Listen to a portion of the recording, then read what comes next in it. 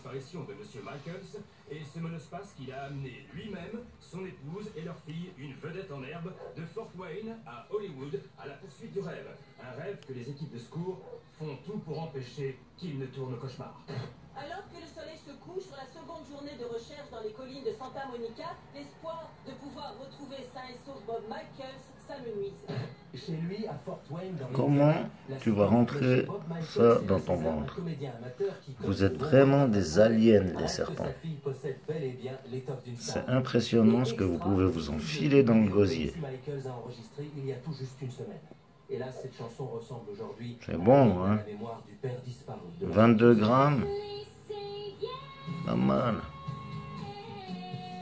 Gratos en plus. Au quatrième jour des recherches pour retrouver Bob Michaels, de nombreuses Mange. commencent à se faire entendre à propos de... T'as les pattes qui dépassent là, hein, je te signale. Il va y avoir un problème.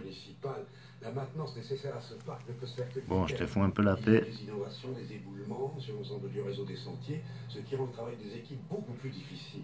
Il est encore trop tôt pour spéculer sur l'identité du corps. Je vous rassure, c'est pas Snowball. La dernière chose que doit faire la police de Los Angeles. Snowball, elle va bien, elle est dans sa cage, tranquille. Et d'ajouter des souffrances. La Mimi, elle est là. Son mâle, il attend son tour. S'agit-il d'une enquête pour Et moi, j'ai déjà mangé. Tout va bien. L'arrivée du chef de la brigade des crimes majeurs de la police de LA sur les lieux souligne la violence avec laquelle a pris fin le rêve hollywoodien d'un homme ayant quitté plein d'espoir la cité des clochers et dont la vie s'achève ici, dans la cité des anges.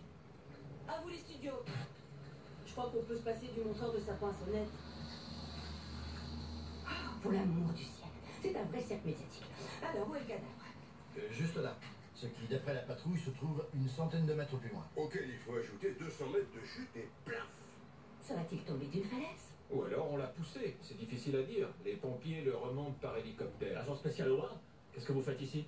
Ce sentier appartient à l'Office national des forêts. C'est une propriété fédérale que vous avez sous les pieds.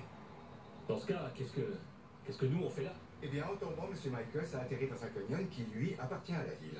Tu permets qu'on aille jeter un petit coup d'œil à cette falaise? On est sur le point de commencer à prendre les empreintes de pas de la victime. Et on a besoin de nombreux volontaires pour porter le plâtre. Alors, Sans blague. Chef Johnson, la famille Michaels vient d'arriver. Merci. Lieutenant, vous préférez porter du plâtre ou interroger la famille avec moi? Amusez-vous bien.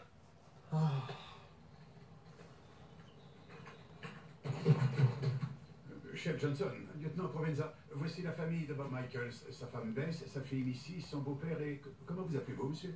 West Durant de Fort Wayne, Indiana. Bonjour. Nous avons également son fils, Tim. J'ignorais que M. Michaels avait un fils. Lui aussi, il l'a oublié. S'il te plaît, papa, pas maintenant. L'homme que vous avez trouvé. Ce n'est pas Bob, n'est-ce pas? Rien n'est sûr. Mais c'est si loin de l'endroit où il a laissé la voiture. 25 km. C'est impossible.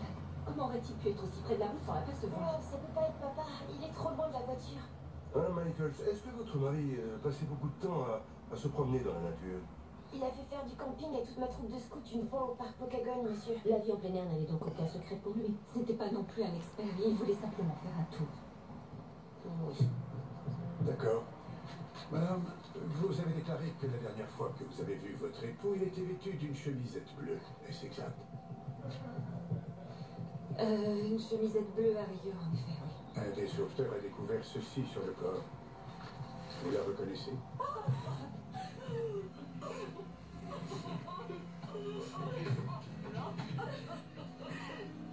Si on est venu ici, c'est uniquement à cause de moi. C'est ma faute. Non, non, ma chérie, c'est pas ta faute. Ne pense surtout pas ça. J'aurais jamais dû les laisser quitter l'Indiana. Excusez-moi, Missy, la presse attend une déclaration de ta part. Non, tu n'iras nulle part et je dis à ces journalistes qui peuvent aller se faire voir. Et c'est aussi valable pour la pause sur la nage d'Hollywood dans les pattes. Madame, il nous faut un peu de calme maintenant et loin d'ici. Oui, bien sûr, allez reprendre vos esprits dans nos bureaux. Il y a une salle prévue à cet effet. Nous pouvons même vous y conduire. On a une voiture de location. Bon, en tout cas, commandant, je vous prie de bien vouloir les escorter. Oui. Je suis vraiment désolé, je sais que ce sont des heures difficiles, mais dès que vous le pourrez, il va nous falloir des dossiers médicaux et dentaires de votre mari. Les voici. Tu es bien, mon cher. Par ici, je vous en prie. Venez, par ici.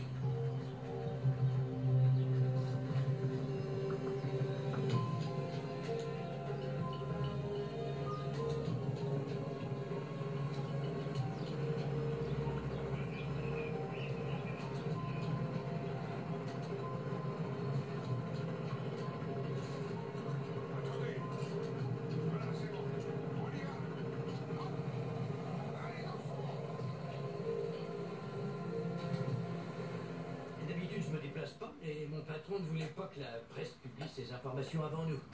Alors, Herc, multiples fractures de la jambe gauche et il y a un os qui dépasse un peu là, ne vous approchez pas trop. Bassin pulvérisé, côte écrasée, il n'est pas tombé de la falaise, il a carrément rebondi. Et, fait curieux, il a un coup de soleil sur le visage, mais pas sur le reste du corps.